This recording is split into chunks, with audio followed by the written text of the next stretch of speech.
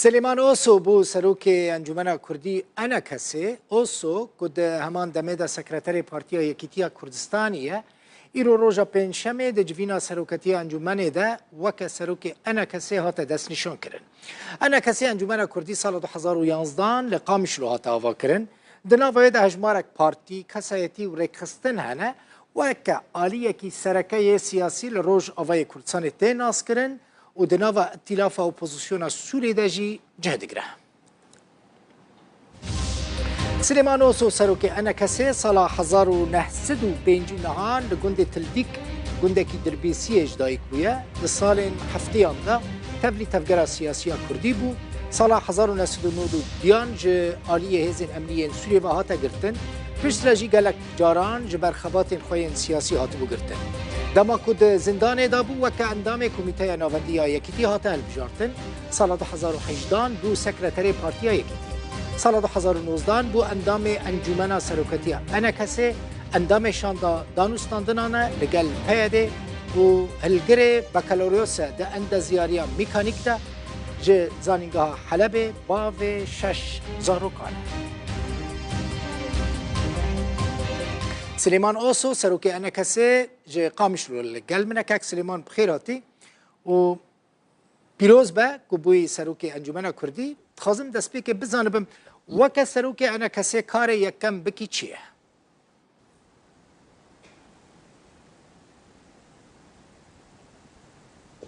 سپاس شتاو حموتا مشافاني تر كارمندين روداوي براستی لجمع وك أنا كسي يعني الجور نظام داخلي عمينه هر شش ماه سروكي أنا كسي تيجوهرتن وأبجوهرتن وقت باعتيادية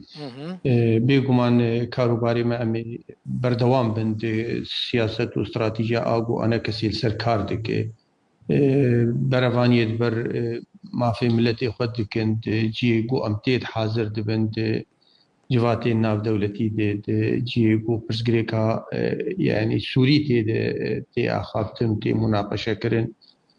ام وك انجمان بشكن جي اوبوزيسيون سوري دوان جيغو ام تي دي كاردك انه نري ما خورتي برافانيت بردوزا ملتي خد بكن اروها الفيدري ايرو من سر عبدي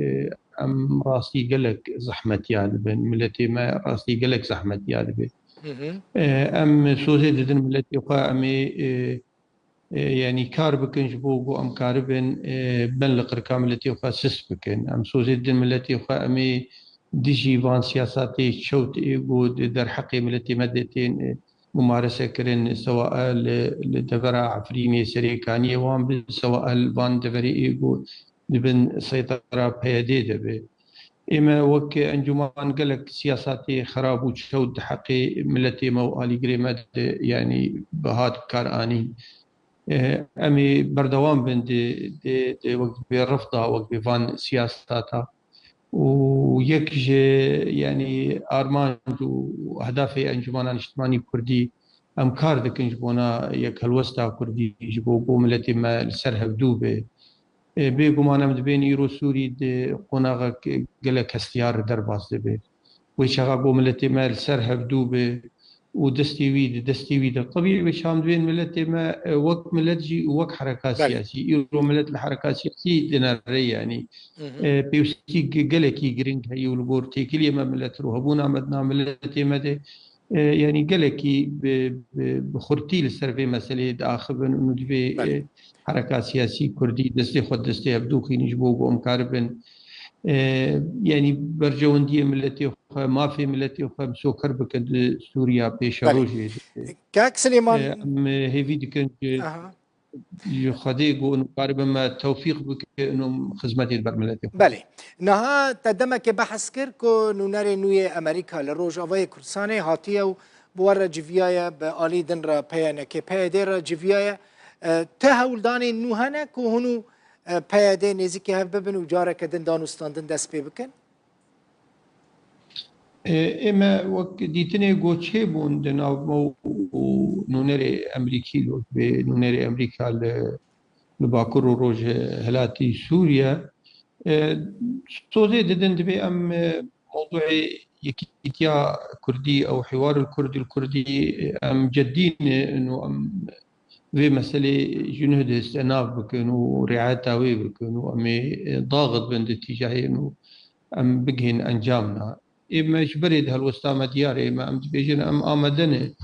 جبوجو أب مفاوضاتي أنا فقرن وأب بيكرني قد حقي يعني أنجماني والي قريويدي بسكنن ما هالوسطى خد داخل يعني كرن أم آمدن جبوجو أم فقرن يعني سرماسا مفاوضاتا لخلقي ما هوالد ما يعني بتري حشت هوالي ما يرود زنداني بيديد يعني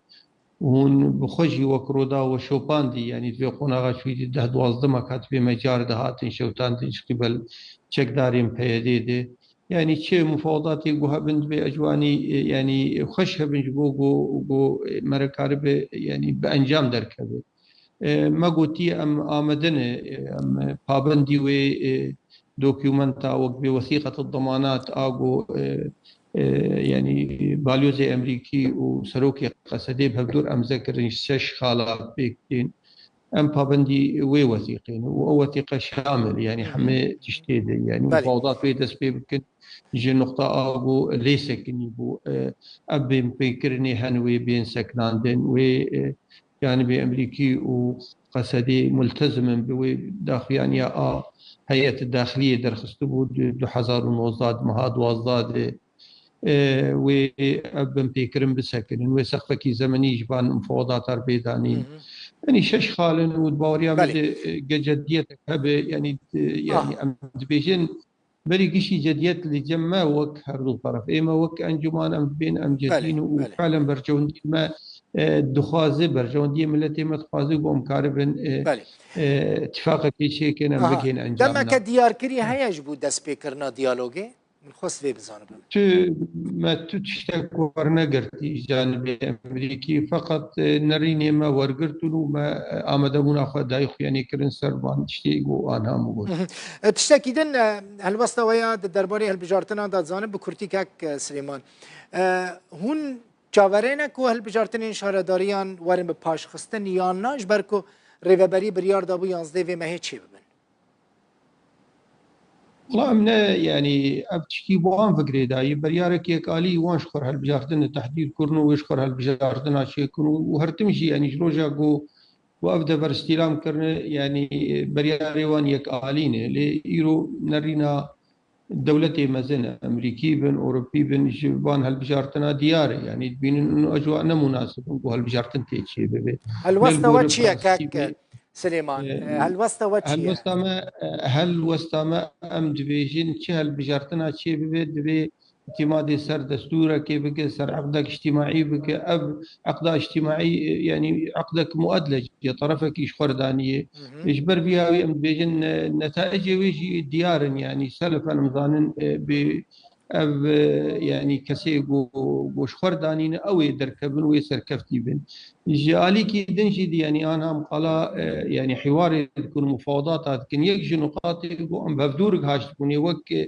أنجمان وك بيدي إنه أمي هالبجارتنا شيء بشتي شراكتك يازده و أنجمان وبارتيين إداري وبفدور شريك بند في إداري دي وأجواني آمن شيء بيجبوكو أرضيك مناسب بيشبه البشارتن تيشي بن عالم كاربن ورن صندوقة بحرية يعني دنجي خبدن ودنجي قدر تبن جكومين مومينا يعني عالم زوري بين سر الانتخابات ونتائجه ديار يعني البوريا مدى يعني هر النر يعني موضوعي هالبشارتنا نتائج محسوم وويت يعني نتائج إيجابية لسر عرديجي يعني ما ترسيني مزني روتشي يعني دي موضوعي هالبشارتنا دبوريا من دشخور الامريكان الجهداري بكن باشي يرو افدبر بن دستي امريكان دي امريكان رايا وانجليكي جرينج قال امريكان الجهداري بكن برجوان دي وانتي دي قالك سباس سليمان وصو سروكي انا كسيج قامشلو سباس جوارجي